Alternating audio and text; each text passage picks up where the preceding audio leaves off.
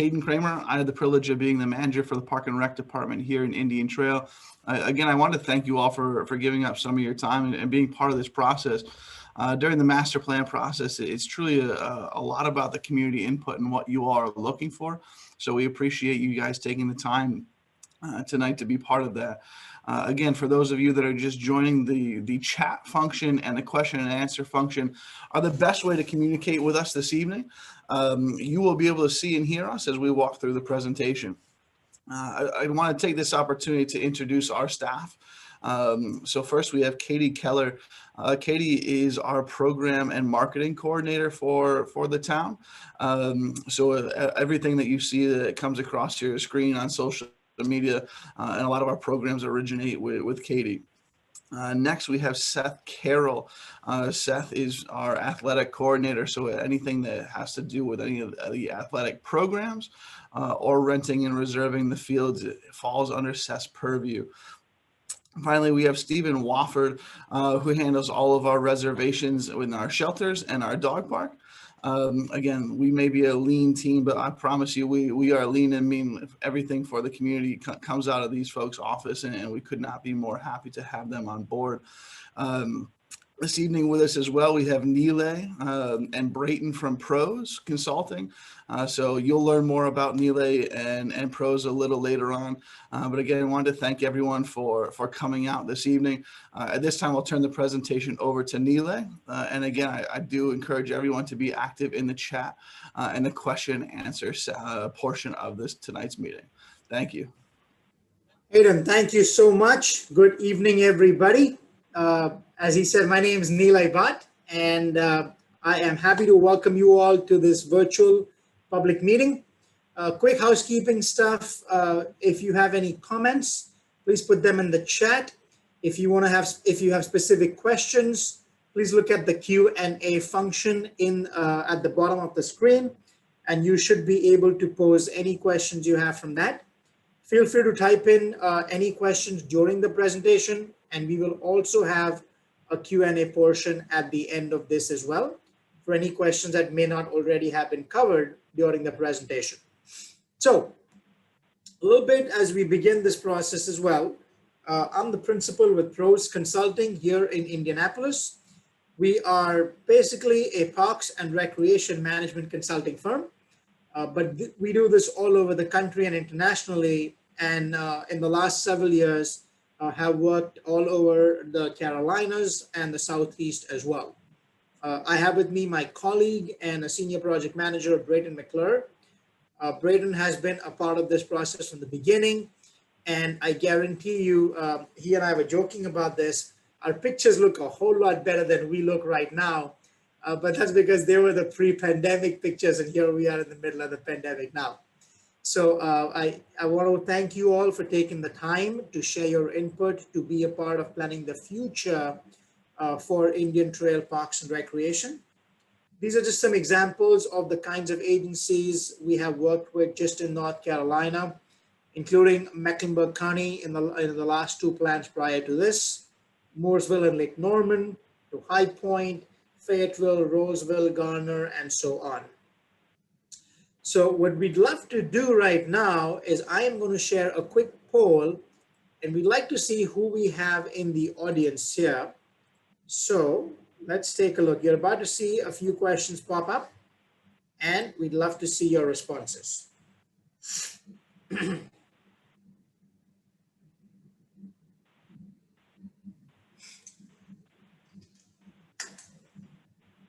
Be sure to scroll down. We've got 5 questions in there.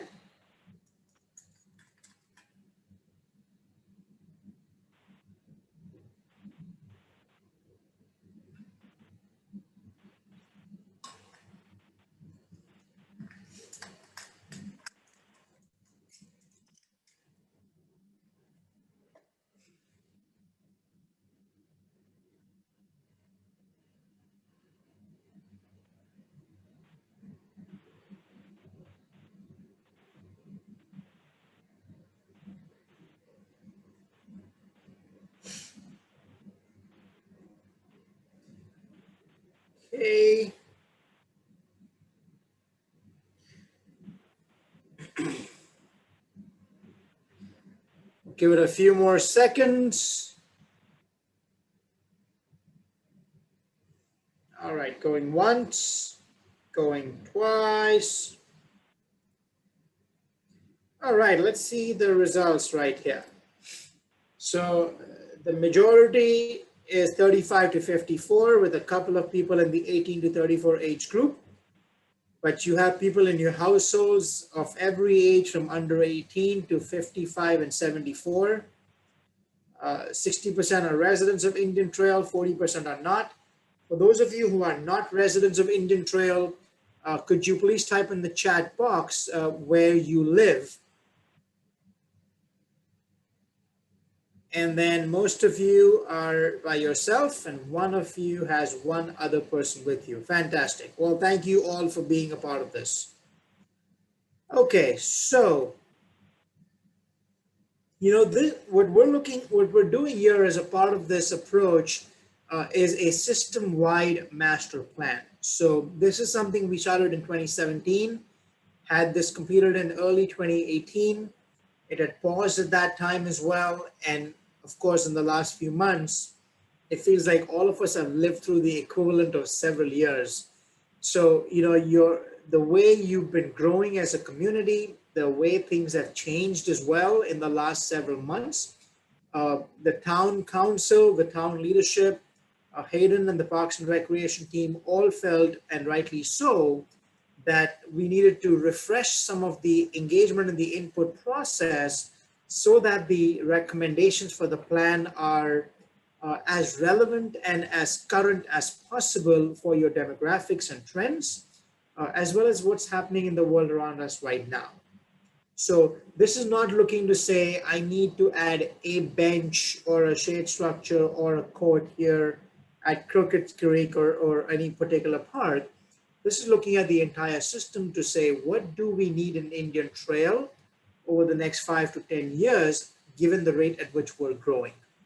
So that's what the master plan looks to do with engaging the community, looking at best practices, determining the level of service standards, aligning with the National Recreation and Park Association's 3 pillars, conservation, health and wellness, and social equity, and creating a realistic and prioritized implementation map that can be really the living document that looks at the plan's implementation. So the underpinning of any master plan effort and our primary philosophy is that we have got to go where people are and not expect people to come to us. Times have changed. We're not meeting in person right now, which is why we're doing this meeting. As Hayden shared at the beginning as well, we are recording this meeting so that this will also then be available anytime afterwards to you or those that could not attend today on the project website.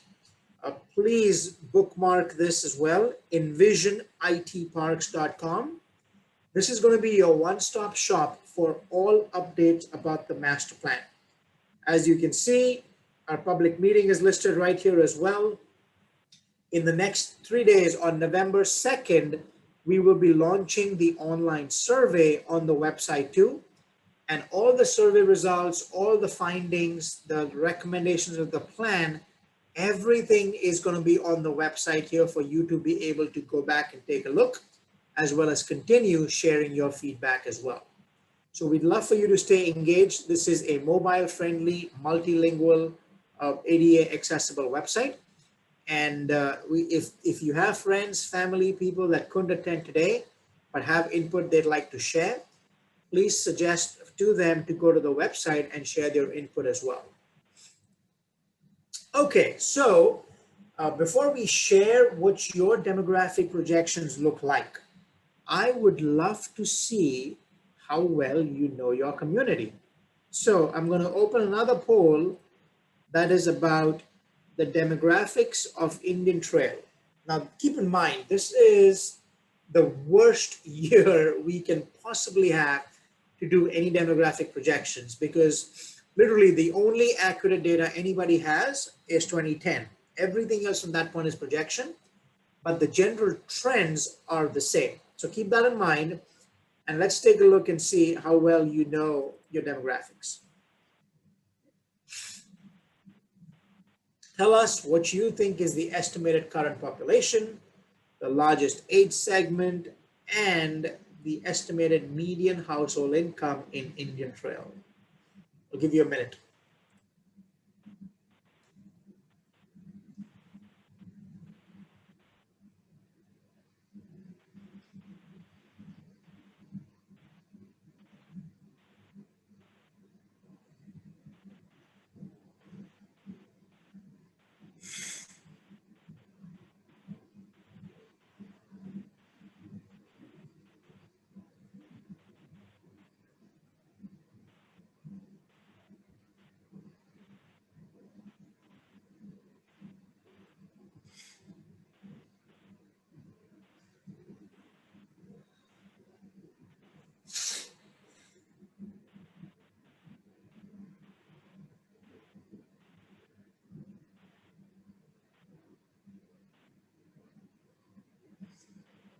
Okay, we'll give you a few seconds more. I see some of you are still responding.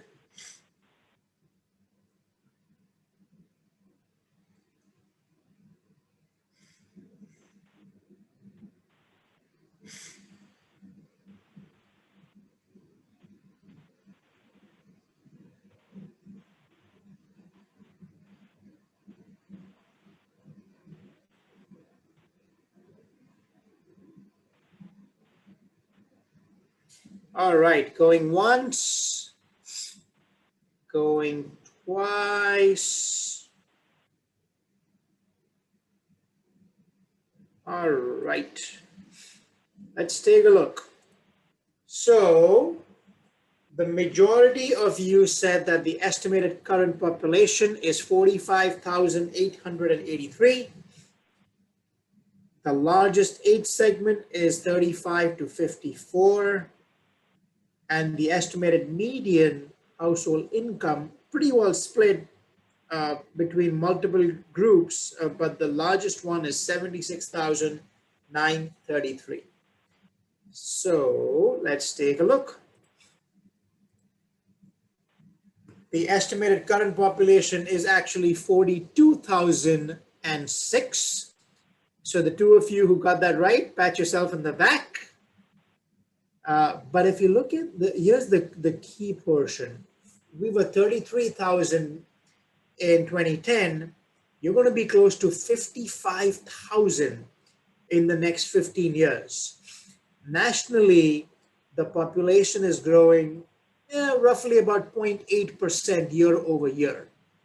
You're growing at 2 to 3 times the national average. Now, those of you living there, not that this is a surprise to you, but this clearly indicates that you're going to need a greater amount of parks and recreation offerings as the population continues to grow, and what you currently have as a level of service is not adequate for the future population that's about to come.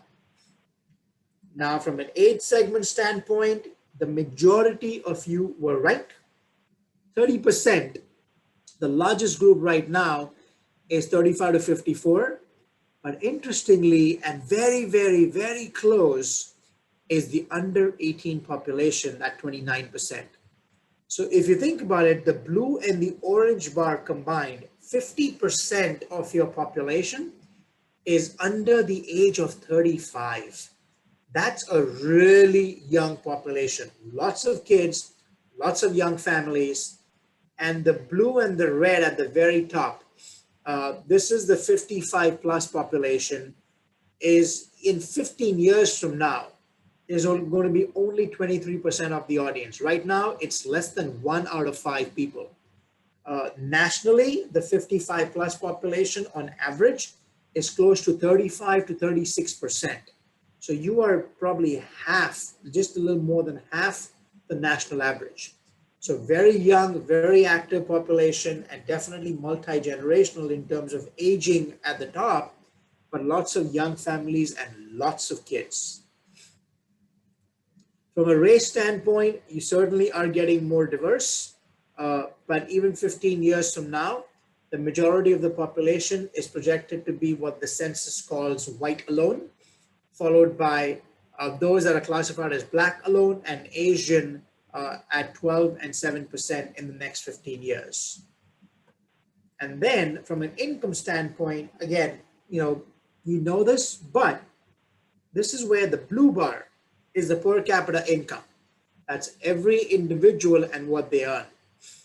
The orange bar is the median household income, which is anybody over the age of 16 living under the same roof. So there's an interesting thing if you think about it. The per capita income individually here, the blue bar is actually lower than the national average and just slightly higher than the state. But if you look at the family, the household income, it is significantly higher than the state and the national averages. And the reason that's the case is because you have a number of people either in two income households, or you have multi-generational households too, where you could have multiple people all living under the same roof that are earning as well. So while your individual income is pretty flat, your household income is significantly higher, and that really points to future needs of family-based and multi-generational programming, because that's what the entire family would like to do. What we also did are run trends projections based on a service that used to be called SGMA, Sporting Goods Manufacturers Association, which is now called SFIA, which is Sports and Facility Industry Association. So they look at national trends, and then they look at trends for every individual jurisdiction.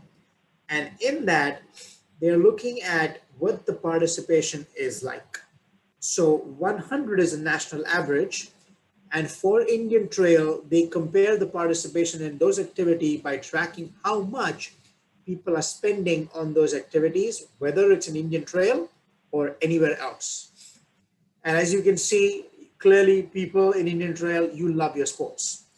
Everything from basketball, which is 16% higher than national average, to volleyball, that's 35% higher than national average as well, which is phenomenal. At the same time, extremely fit community. People love jogging, running, weightlifting, aerobics, swimming as well, yoga, walking. All of those are very, very, very popular too. And then from an outdoor activity standpoint as well, again, these are not just things that you're doing in Indian Trail. These are things that people from Indian Trail, living in Indian Trail, like to do.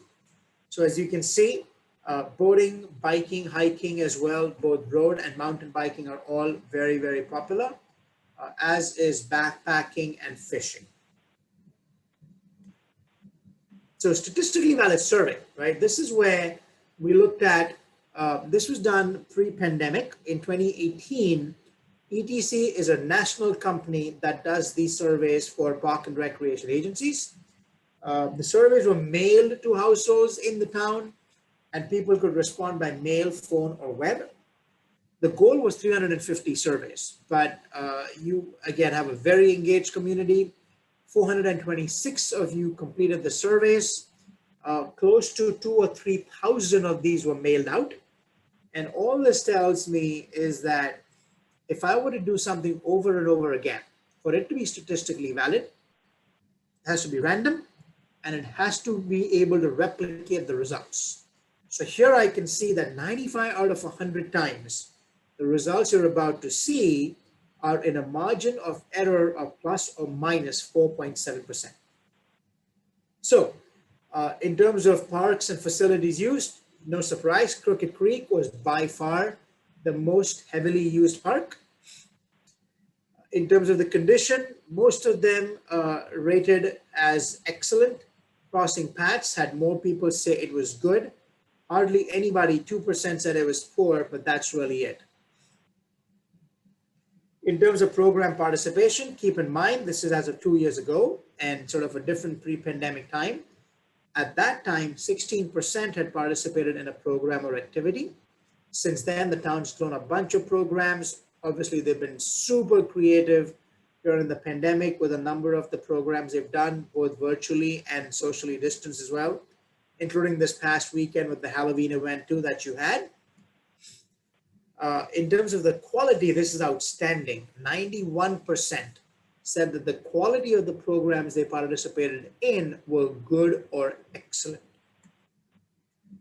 I'd love to hear from you all as we go through the polls later on too, but in this case, the top three things, probably the top four, word of mouth, social media, newsletters and flyers, and the website were by far the most popular ways in which people learned about what's going on. So we then asked them, well, what prevents you from participating, right? So what are the barriers that are reasons why you don't use recreation programs or facilities more often?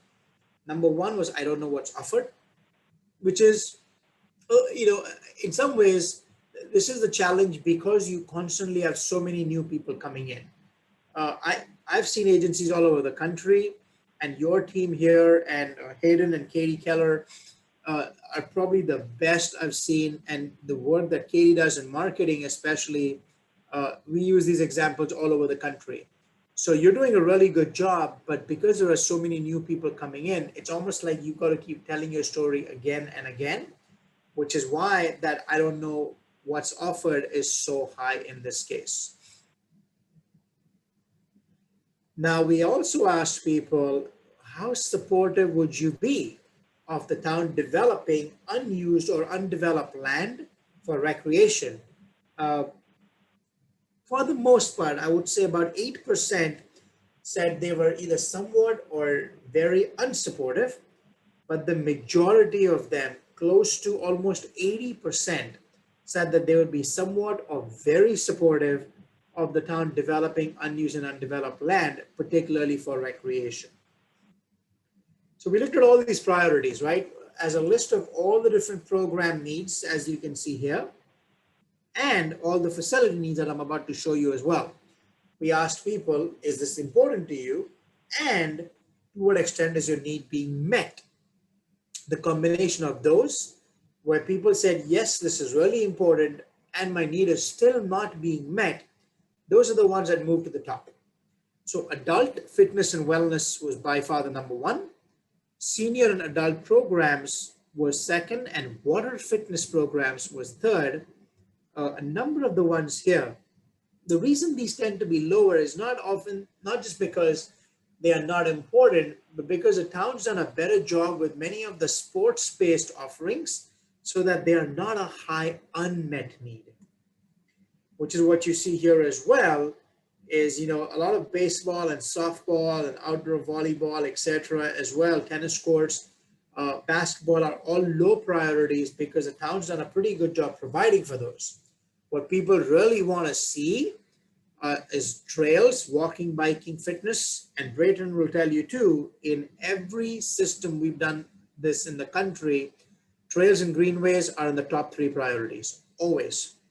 The interesting thing here, what people really want besides that is indoor space. So indoor aquatics and weights and fitness machines. So, indoor fitness activity spaces, followed by splash pad and a fishing pond as a top 6.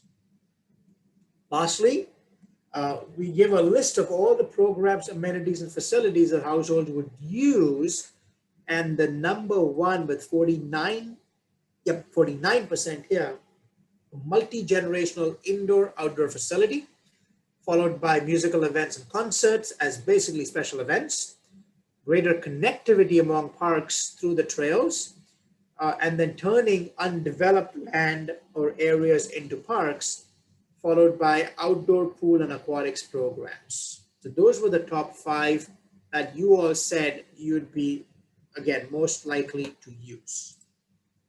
Okay, let's do a quick poll again here.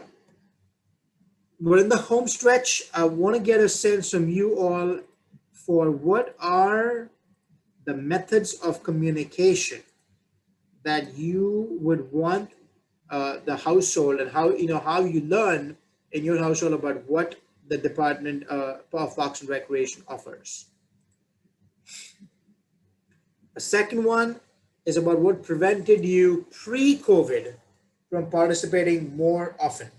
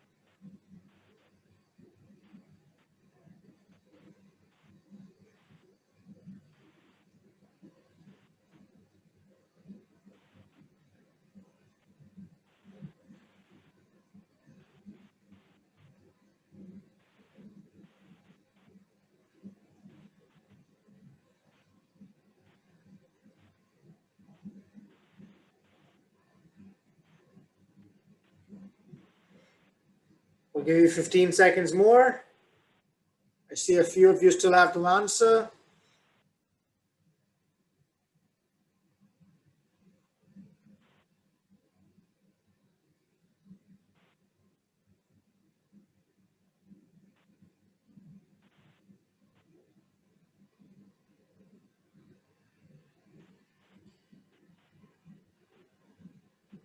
Going once, going twice. All right, let's see. So top two are social media and email blasts in terms of how you learn about current offerings, which is great. Word of mouth is still pretty high too, conversation with staff and word of mouth. Pre-COVID, what prevented you from participating more? A third of you still said, I don't know what's offered. Classes are full.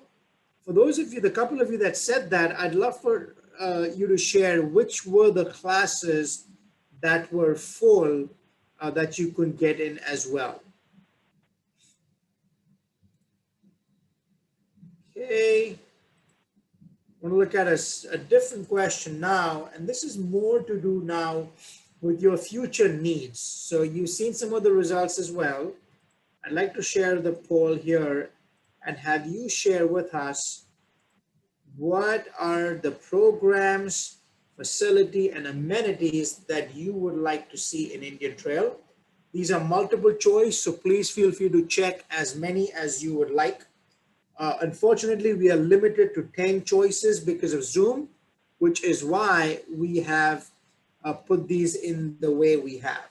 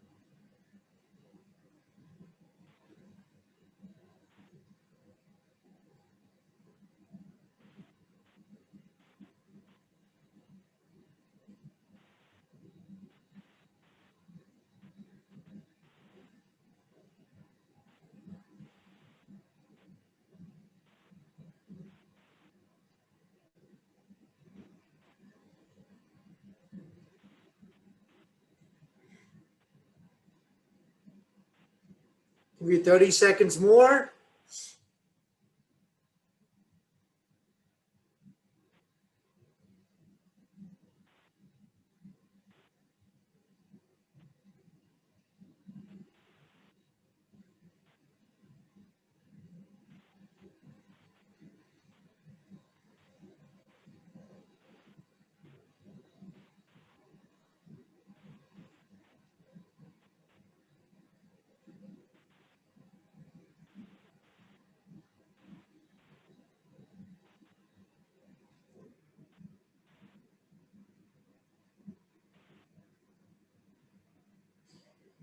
All right, going once, going twice. Let's see the results.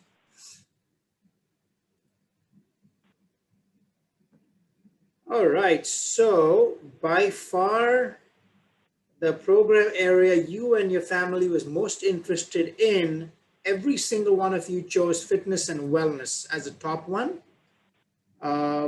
Some of the closed ones after that, outdoor challenge and adventure course, special events were the top three, followed by art, dance, and performing arts, and senior adult programs for those over 50.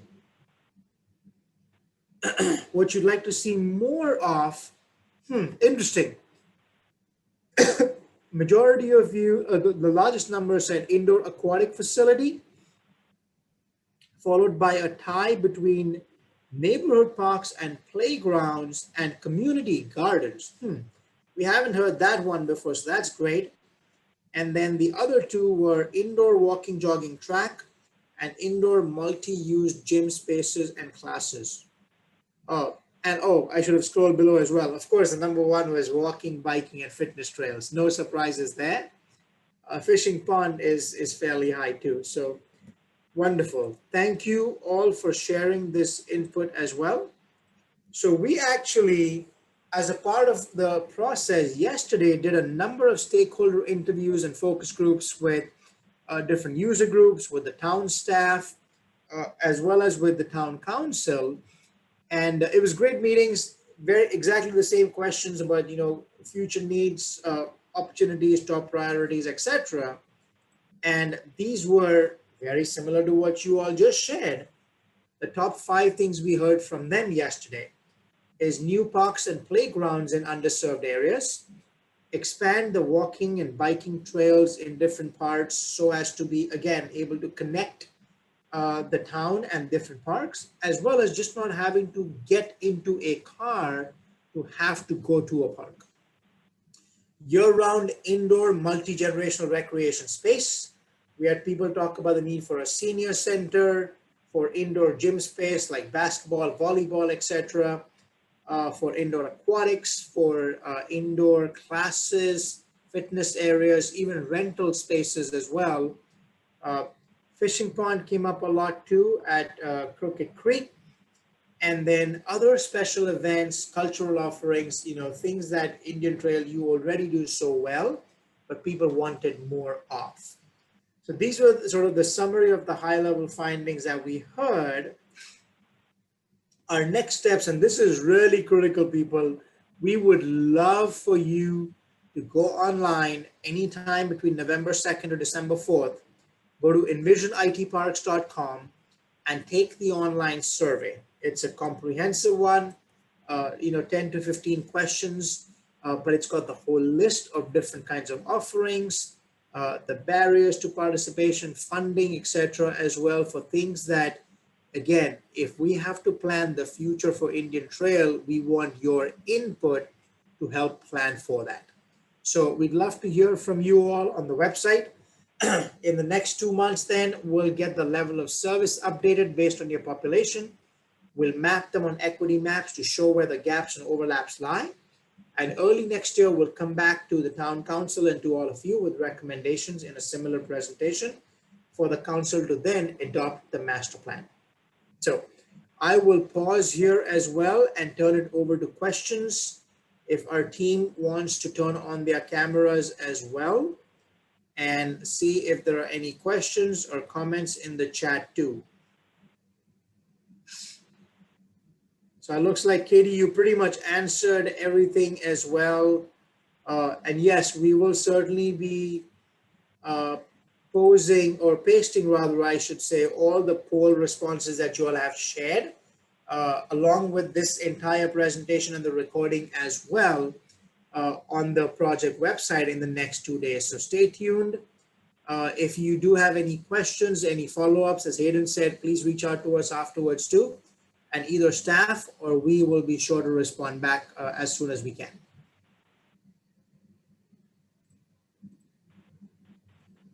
Thank you, Cheryl. Thank you for spending time and being a part of this as well. Thank you, Ross.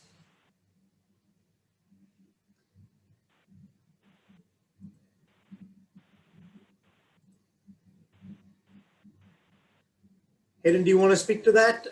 Can we get an expansion of the MEC Swim Association to include lap swimming and open swim for families? Absolutely. So the Mecklenburg Swim Academy that was recently put in on Chestnut Parkway is actually a private facility. So that is not owned, operated, or controlled by the town. So that would be a better question directed towards the Mecklenburg Swim Academy themselves. Thank you. If there are no other questions at this time, I will end the meeting. But I want to thank you all very much again as well. Obviously, stay tuned. We have the project website, envisionitparks.com, and keep sharing your information, keep spreading the word. Thank you all very much.